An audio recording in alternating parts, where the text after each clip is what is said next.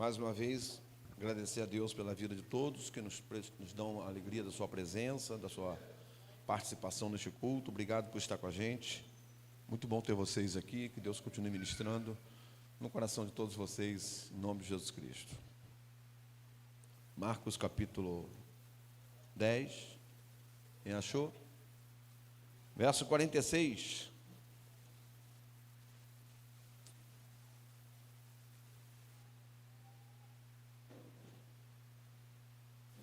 E foram para Jericó. Quando ele saía de Jericó, juntamente com os discípulos, e numerosa multidão, Bartimeu, cego mendigo, filho de Timeu, estava sentado à beira do caminho. E ouvindo que era Jesus o Nazareno, pôs-se a clamar: Jesus, filho de Davi, tem compaixão de mim.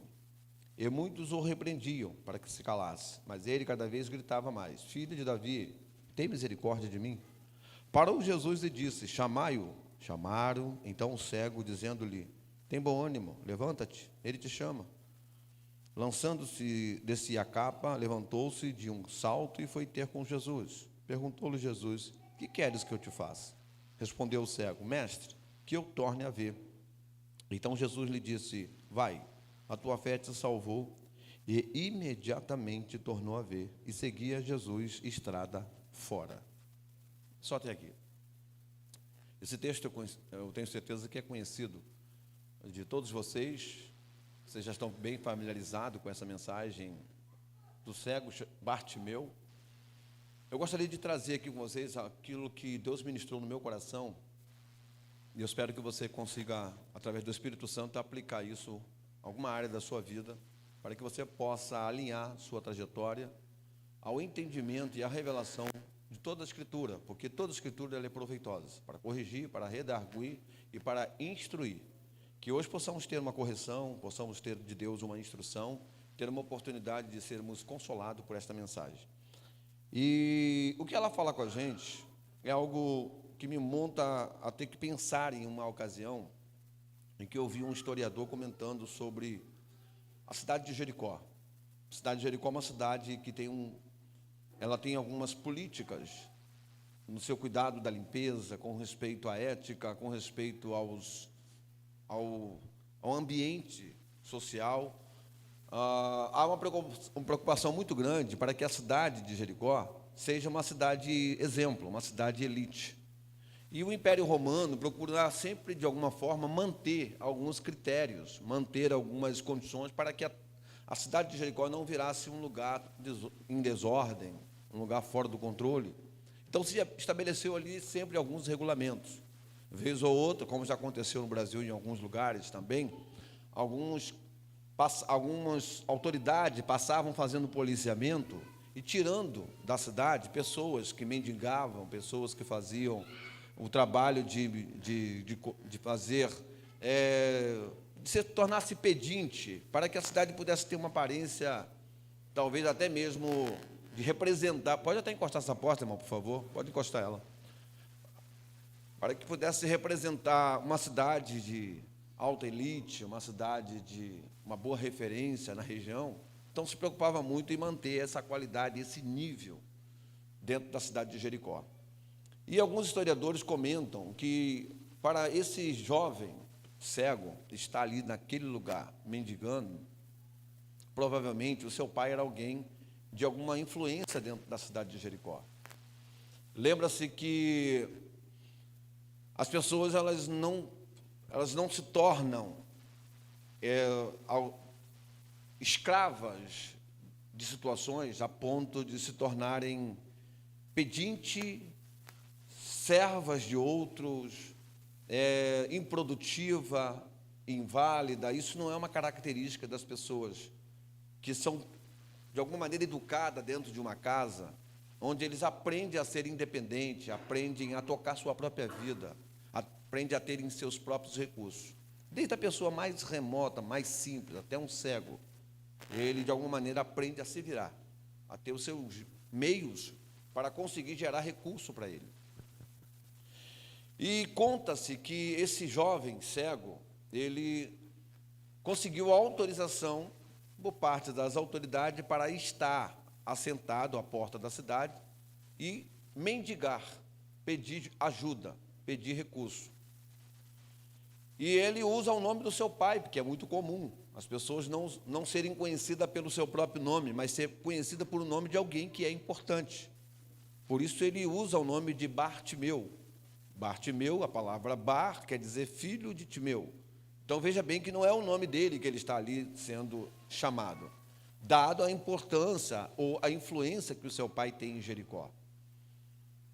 Pensando nisso, precisamos também atentar que Bartimeu ele usa uma capa, o que é muito comum no Oriente. O Império Romano, para manter o controle, como eu mesmo disse a vocês, eles dão à pessoa autorizada a mendigar uma capa, aonde possui atrás dela uma descrição, mendigo, pedinte, e que tem autorização para poder pedir alguma coisa. É muito comum isso no Oriente. Na América do Norte é comum as pessoas andarem com um cão-guia, você sabe que é um cego. No Brasil é muito comum as pessoas usarem uma bengala, você sabe que é um cego. Então, são instrumentos que dão uma identidade àquela pessoa. E aqui a gente percebe a história desse moço, assentado, e regularmente ele se assentava à porta da cidade para pedir esmola. Até que ele percebe um barulho, ele percebe passos, e não são poucos, que vão transitando e passando por ele, algumas pessoas, até que ele consegue abordar alguém e pergunta: o que está acontecendo? O que é isso? Eu ouço barulho de uma multidão. Então alguém diz para ele: é Jesus que está aqui, é Jesus que está passando. Provavelmente esse menino, esse jovem, tinha alguma informação sobre Jesus, porque ele é muito preciso quando ele começa a gritar de maneira exaustiva. Ele de forma altaneira, ele dá um grito e faz com que seja ouvido à distância: Jesus, filho de Davi, tem misericórdia de mim. Ele não só grita por Jesus, mas como também já traz um histórico a respeito de quem ele deve ser. Jesus, filho de Davi, tem misericórdia de mim. Você conhece a história, algumas pessoas já vão tentando impedi-lo, dissuadi-lo de desistir da ideia de tentar atrair a atenção de Jesus, porque ele está muito ocupado, a multidão está em volta dele, e ele não iria parar para atender um cego, até porque Jesus tinha muito compromisso. Para parar para atender a um pedinte, obviamente já vinha na percepção daqueles que estavam ali na multidão, que o que ele queria era esmola. Então, ele grita mais alto ainda: Jesus, filho de Davi, tem misericórdia de mim. E quando ele dá esse grito mais alto, Jesus então para. E é nessa hora que Jesus para, toda a multidão para com ele. Então Jesus se dirige a ele. E quando Jesus está se dirigindo a ele, diz o texto que ele percebe que o mestre o chama. E rapidamente ele joga a sua capa fora e corre em direção ao mestre. E ao chegar perto de Jesus, ele pergunta ao cego: o que queres que eu te faça? E o cego responde: que eu veja.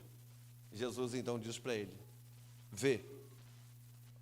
E quando ele passa a enxergar, diz o texto que ele glorifica ao Jesus e passa a seguir Jesus. Bom, eu repeti aqui uma narrativa para você, para que você pudesse entender aonde eu quero chegar. Primeira coisa que a gente precisa entender nesse texto é que para que eu possa viver de Deus uma transformação na minha vida, para que eu possa de fato ter uma revelação de quem Ele é para mim, eu preciso me desapegar das minhas carências, da minha própria autossuficiência, ou daquilo que me deixa seguro e que me impede de sofrer transições na minha vida, e que me impede de passar para uma oportunidade melhor, de transpor aquilo que muitas vezes se tornou minha zona de conforto. Vocês sabem que, como eu disse, a capa para ele representa sua dependência. A capa para ele representa a condição em que ele se encontra confortável. E para que ele pudesse viver na sua vida um momento que fosse um divisor de água na vida dele, a primeira coisa que Bartimeu se propõe é jogar fora a sua capa, é deixar para trás a sua capa. E isso nos ensina muita coisa, em primeiro lugar, porque nós vivemos um tempo em que ficamos cada vez mais acuados, muitas vezes receosos, cheios de dúvidas para tomar decisões. Ficamos muitas vezes questionando o que fazer, como fazer. Acordamos de manhã incerto de fazer escolhas simples. E eu costumo dizer, se nós não soubermos tomar decisões pequenas na vida, como estaremos preparados para as decisões maiores e gritantes que podem se deparar em nosso caminho? Tomar decisões em coisas pequenas, como, por exemplo, na mesa. Tem gente que não consegue trocar de lugar na mesa, só consegue comer naquele lugar. Tem gente que não consegue trocar de lugar na igreja, só senta naquele lugar, só ali ele sente a presença de Deus, só ali que ele sente que algo vai falar com ele, mas ele não consegue mudar de lugar. Se a gente não tem força para lidar com coisas mínimas na nossa vida, se a gente não é capaz de ficar uma noite, ou uma janta, ou um almoço, sem um suco, tem gente que só consegue almoçar com um suco na mesa. Se não tiver um suco na mesa, o alimento para ele não está completo. São pequenas coisas que podem comprometer a nossa capacidade de decisão. São pequenas coisas que nos fazem ficar apegados à coisa e nos torna vulneráveis diante de momentos em que uma decisão pode valer muito. E não decidir também é uma escolha, porém uma escolha improdutiva, que gera imaturidade. Eu sempre costumo lembrar a raiz da palavra decisão. De mais cisão. Se você quer viver uma decisão na sua vida, você precisa estar preparado para sofrer uma cisão na sua vida. Precisa estar preparado para sofrer um corte. Talvez é um relacionamento, uma amizade, talvez é um emprego que você se tornou escravo dele e que anulou a família, anulou o relacionamento. Talvez são coisas que te deixam, muitas vezes, servo daquilo, refém daquilo, e você parou, anulou para todas as coisas. E você passou a viver apenas em função disso. Então, são pequenas coisas que nós precisamos entender, que se queremos viver o novo de Deus na nossa vida, não podemos ter medo de tomar decisões, de desapegar de coisas que podem nos fazer voltar atrás. E muitas vezes precisamos estar preparados para avançar, preparados para ir adiante. E quando Jesus encontra com este cego, e pergunta a ele, uma pergunta que talvez para você seria muito óbvia, não entendi a pergunta de Jesus: o que queres que eu te faça? A gente precisa saber que muitas vezes a gente não sabe o que pede, mas Deus sempre sabe o que responde. Muitas vezes o seu pedido pode entrar em rota de colisão com a resposta de Deus e não traduzir a vontade de Deus na sua vida. Porque a gente precisa lembrar, eu sempre venho dizendo aqui, que uma coisa é o que eu apresento para Deus, porque eu vou criando uma expectativa sobre Deus. E quando eu vou criando expectativa sobre Deus, a minha relação com Deus é uma relação de idólatra para com o ídolo. Mas quando eu entendo que eu não estou me relacionando com Deus à base de expectativa, mas me relaciono com Ele à base da perspectiva de quem Ele é, então eu tenho paz nessa minha relação com Deus. Eu não trabalho mais com ansiedade. Eu não fico preocupado mais com amanhã. Porque a perspectiva de Deus fala dos planos de Deus para a minha vida. Os planos de Deus para mim.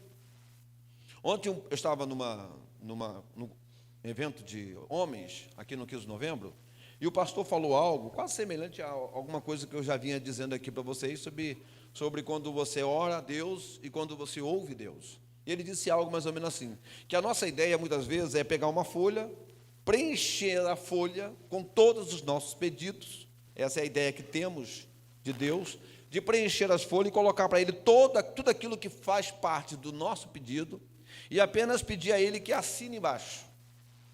Então, essa é a ideia que temos de como é Deus, alguém que nos serve, um mordomo que está à nossa disposição.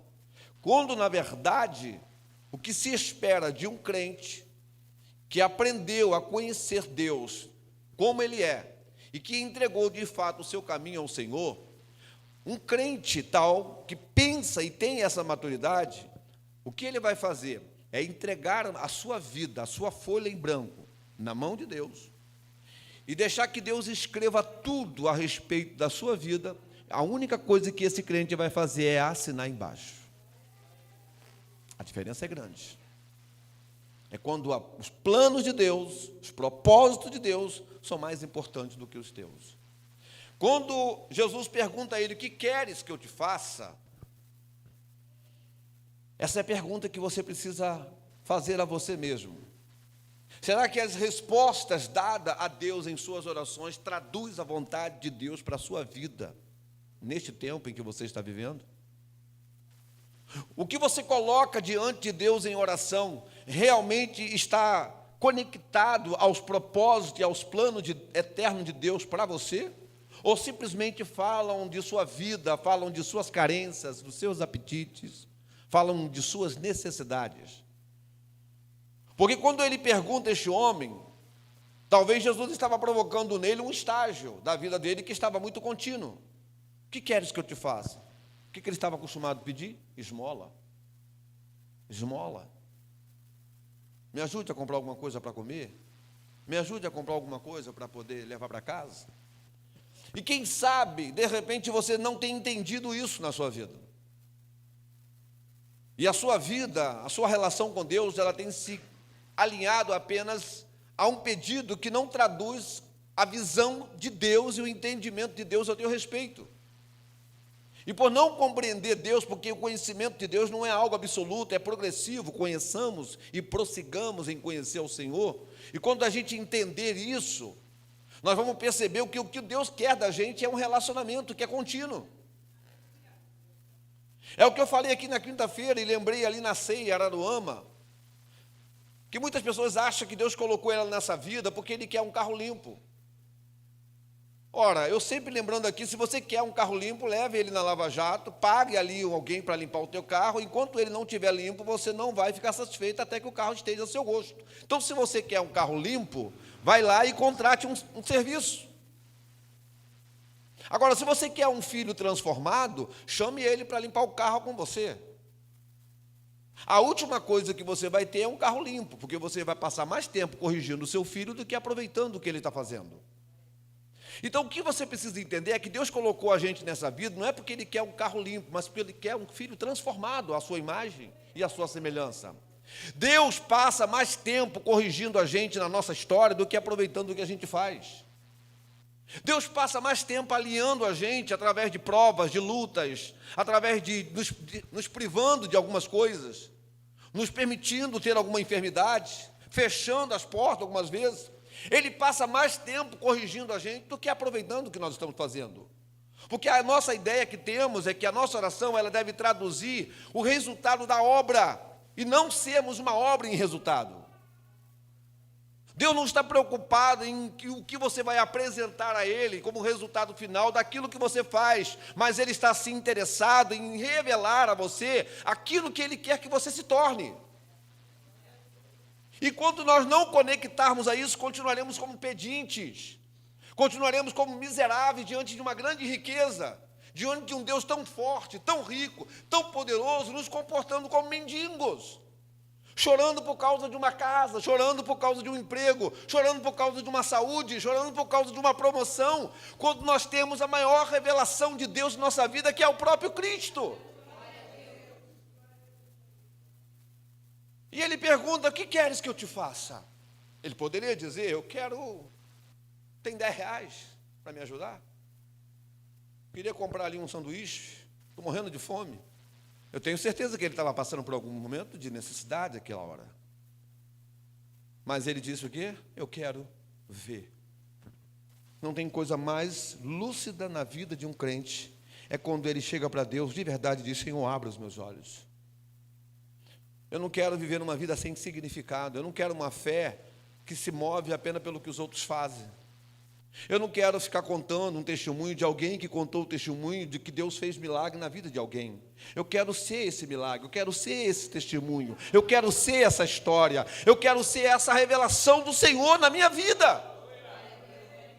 Enquanto eu não compreender isso, eu vou estar indo à igreja para assistir culto e nunca vou participar dele. Eu nunca serei uma peça principal de Deus que revela isto.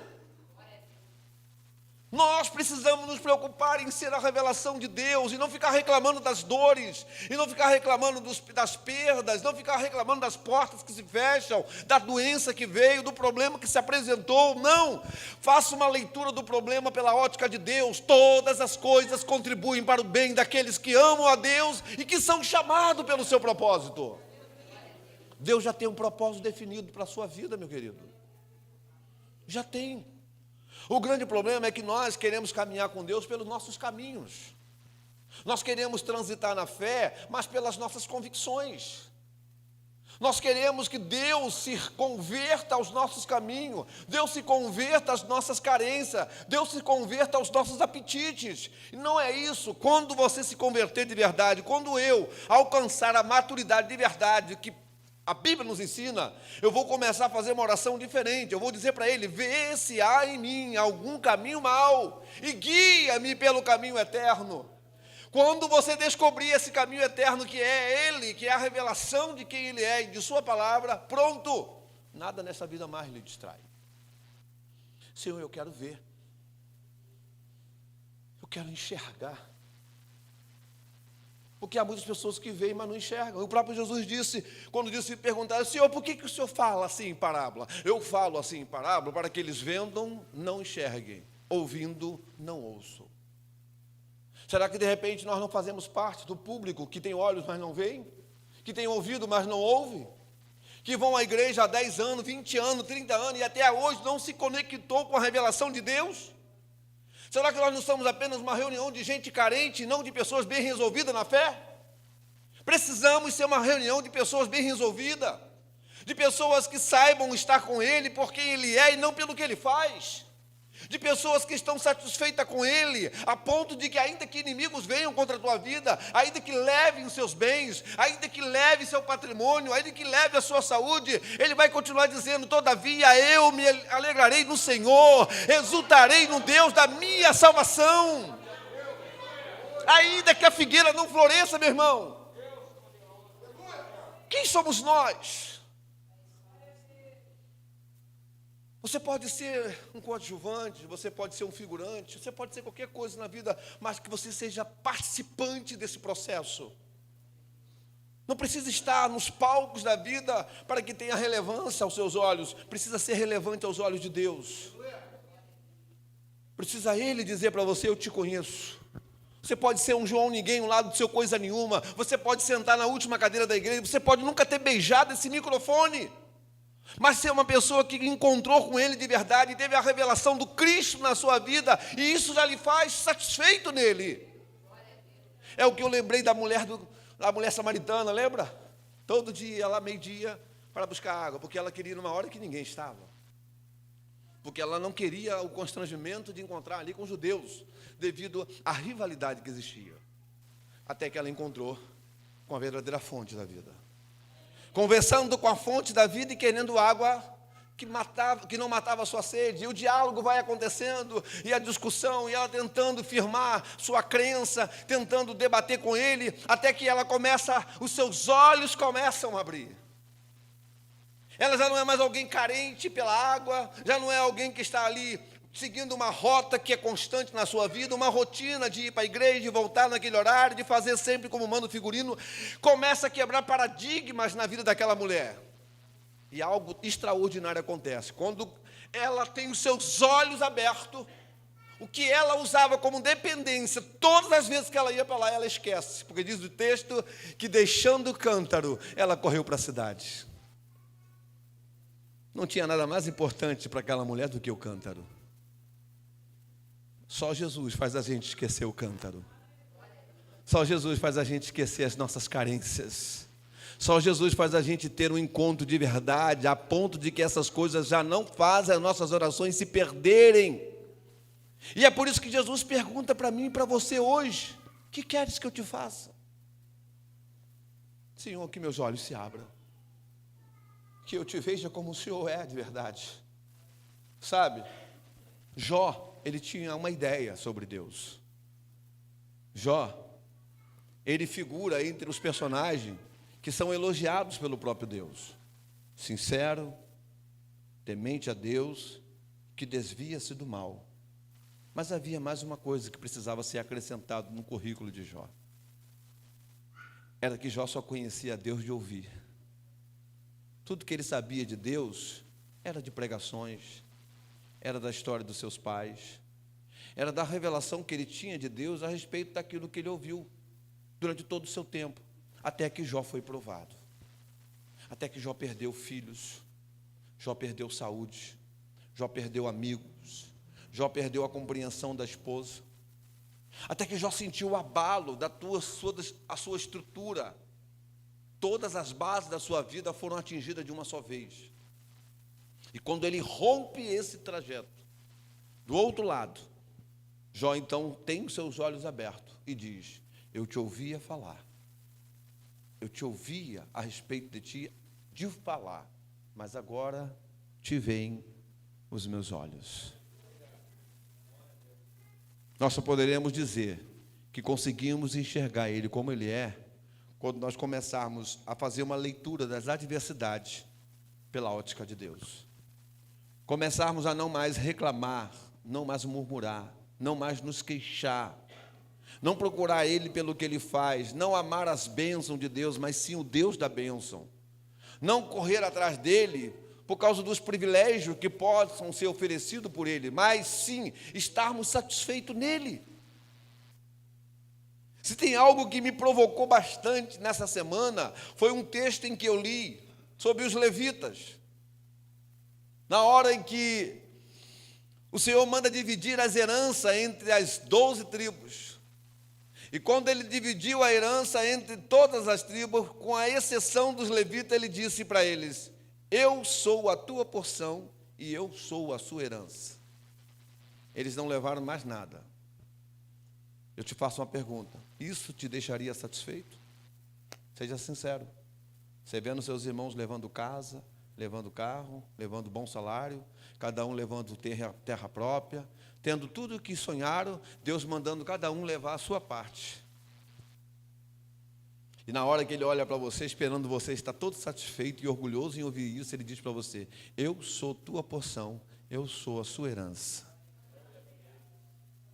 Será que foi assim que os levitas se comportaram? Seja sincero. Será que estamos prontos para estar satisfeitos nele? Será que estamos prontos para dizer, como uma mulher samaritana ouviu de Jesus: quem beber da água que eu lhe der nunca mais terá sede? Se você ainda tem sede de alguma coisa, se você ainda tem sede do mundo, se o pecado ainda te atrai, se o pecado ainda te seduz, eu quero te convidar a ter um reencontro com Cristo. Eu vi essa semana um pastor falando, preocupado, porque as portas do fundo da igreja estão abertas. Porque quando ele saiu para evangelizar, ele disse que de cada 10 pessoas que ele evangelizava, 5 eram ex-evangélicos. Por que as portas do fundo estão abertas? Porque existe muita gente dentro da igreja com muitos problemas mal resolvidos na fé. Muita gente que está na igreja, mas os seus olhos ainda continuam cegos. Foram para a igreja porque tiveram uma experiência que emocionou ele. São os emocionados, que a semente caiu, mas não tinha terra profunda, não tinha terra boa. Caiu entre espinhos, caiu entre pedregais.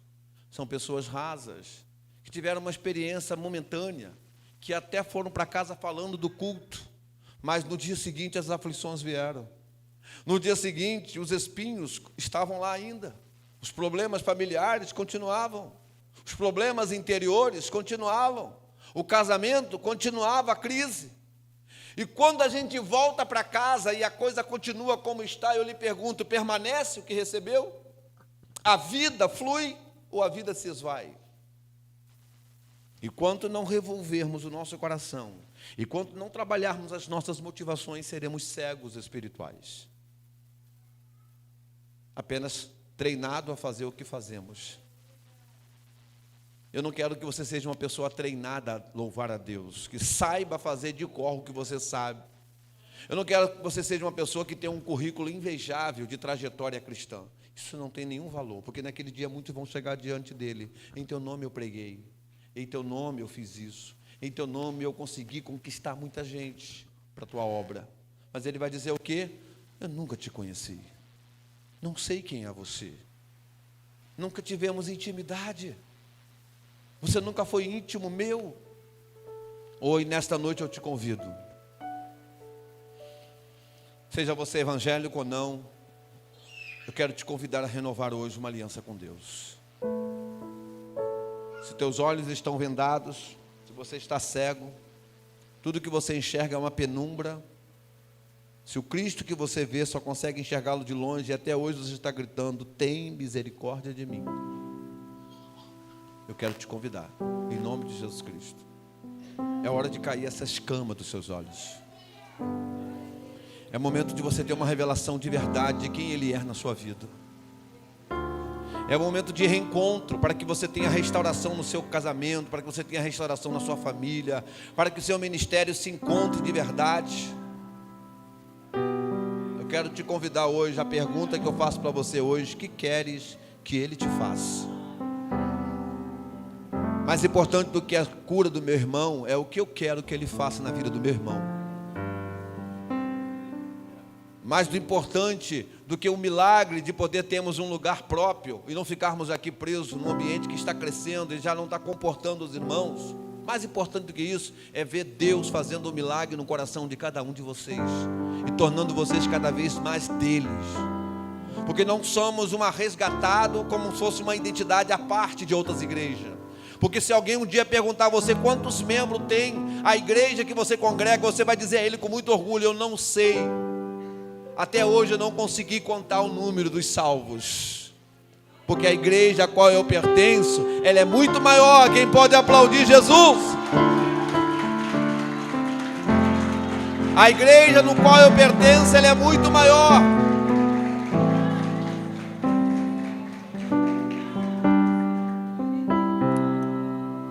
Levante-se por gentileza, aqueles que puderem. Venha à frente, por favor. Deus está falando com você. Venha à frente. Venha à frente. Seja você a pessoa que vai chegar-se a Cristo dizendo: Senhor, eu quero voltar a ver. Eu quero voltar a enxergar. Eu preguei na CEI em Araruama. Quem esteve lá comigo viu. Quando eu convidei as pessoas para vir à frente, a primeira pessoa que veio à frente foi o pastor auxiliar da igreja. Qualquer um, querido. Não fique se escondendo igual Adão por trás de uma árvore. Não se esconda por trás do seu ministério. Não subestime Deus. Saia de trás da árvore e venha. Venha para cá. Eu quero orar por você. Deixa Deus tratar a tua vida. Deixa Ele tratar teu coração. Deixa Ele abrir os seus olhos. Abrir os seus olhos.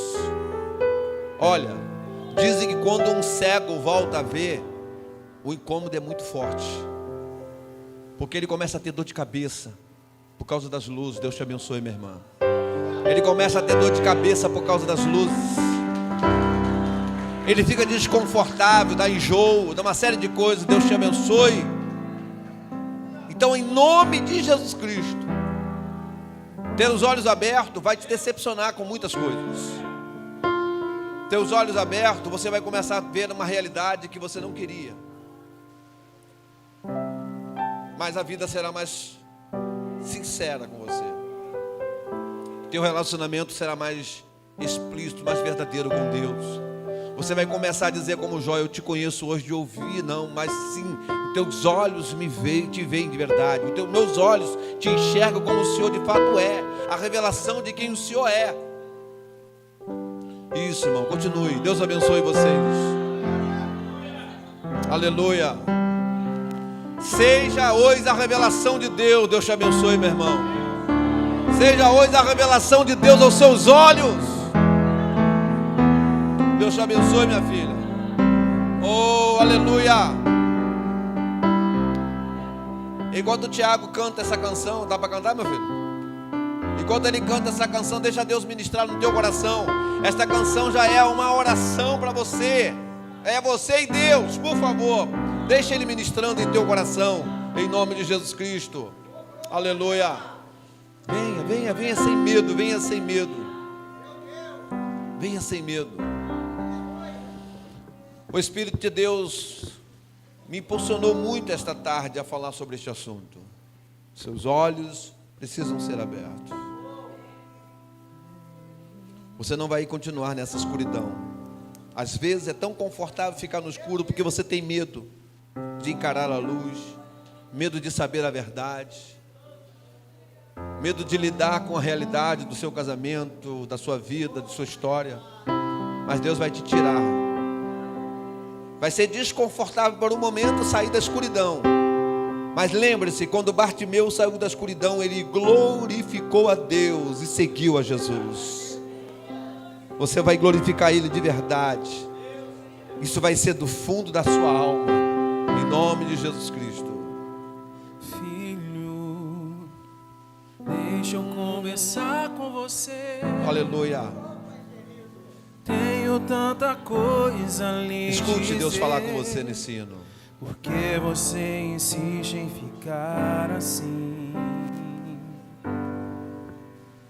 Vejo a angústia que existe em você, um vazio que tanto tenta preencher em meio às ilusões do mundo.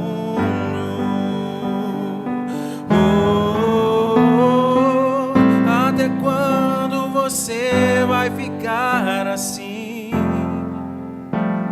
vivendo a vida por um triz,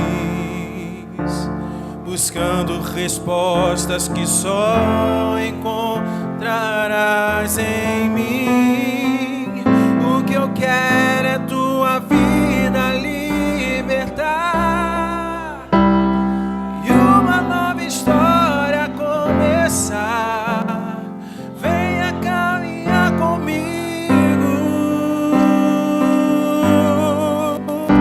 Eu demonstrei meu amor por você naquela cruz, me entregando por ti.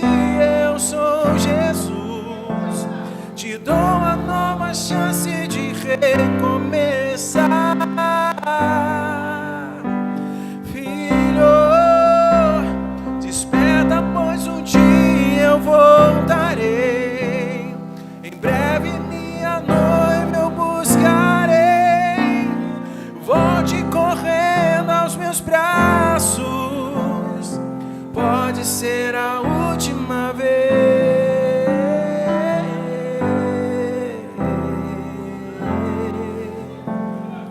Pode ser a última vez.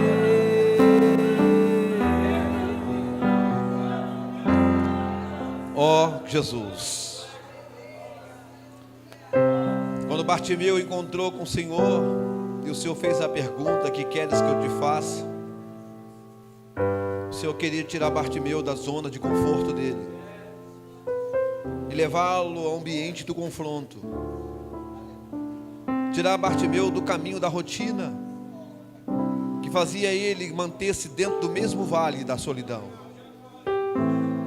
que tornava ele um miserável, tornava ele apenas um pedinte, alguém que ficava apenas vivendo de bicos, de escapes.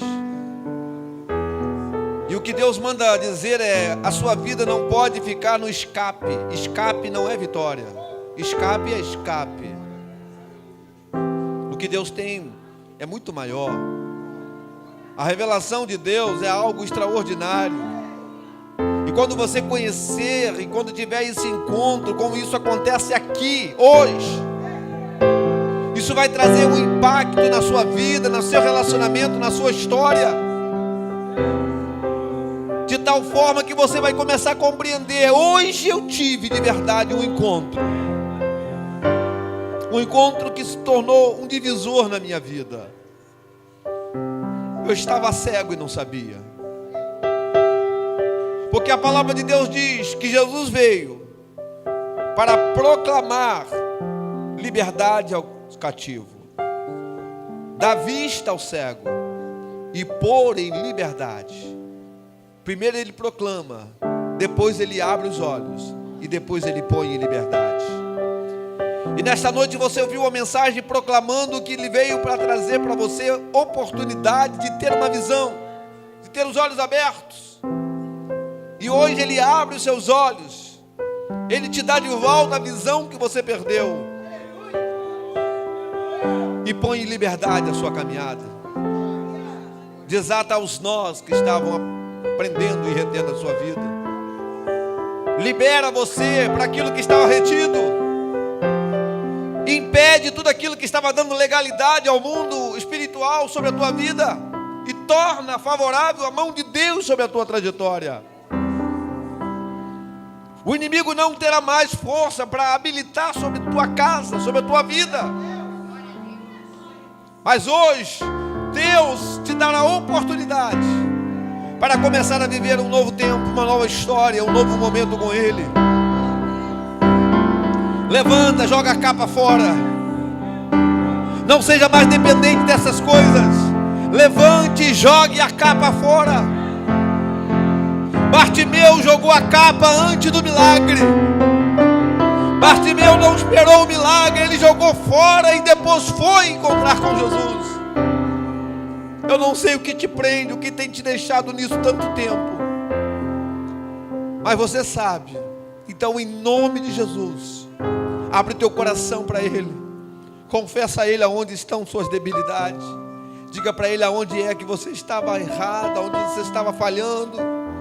Diga para Ele que agora você quer se propor a arrepender, a abandonar, a deixar para trás e a não continuar mais vivendo dentro desse ambiente tão nocivo à tua saúde espiritual. E agora avançar, prosseguir para essa nova revelação de Deus na sua vida. Em nome de Jesus, pelo fiel à palavra que eu recebi de Deus para compartilhar com você, eu quero declarar pela autoridade desta palavra. Se é enxergar que você quer, então veja, a tua fé te salvou. Veja, a tua fé te curou. Veja, a tua coragem em vir aqui te abriu a porta. Viva o milagre de Deus na tua vida. Em nome de Jesus, seja curada, curado para a glória de Deus. Em nome de Jesus. Oh, adore a Ele.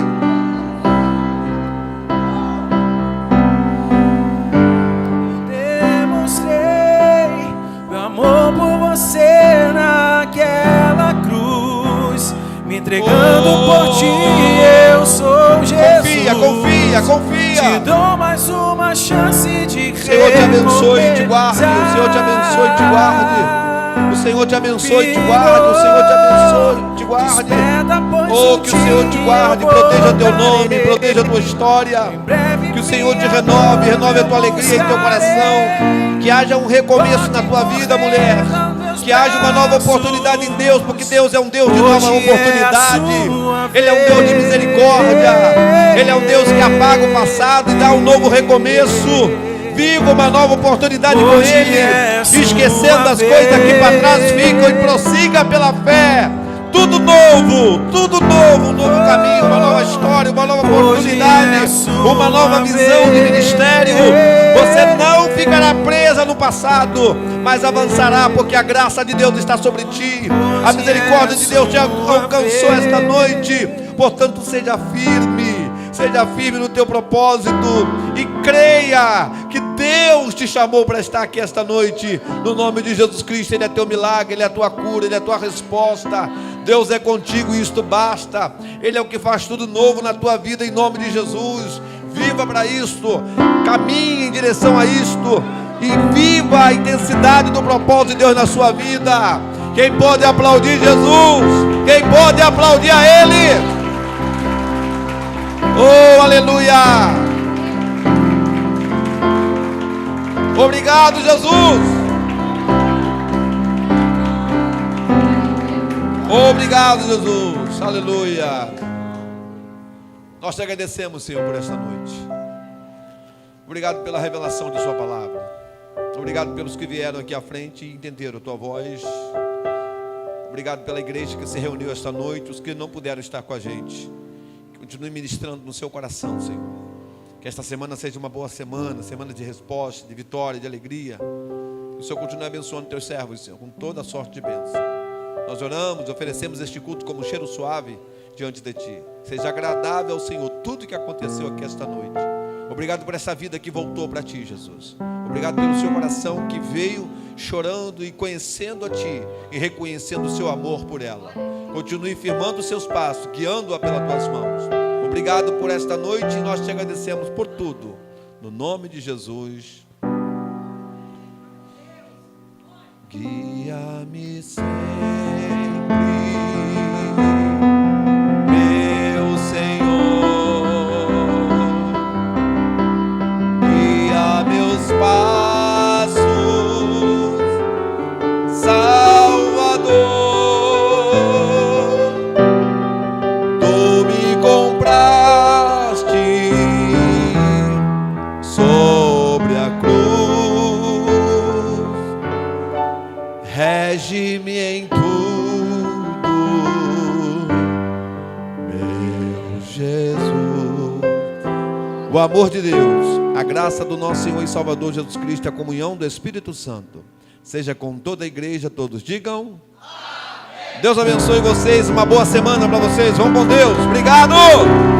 Tem sorteio, você que participou, ou você que quer participar, adquira ali com os jovens, R$2. Tem cantina, ajuda na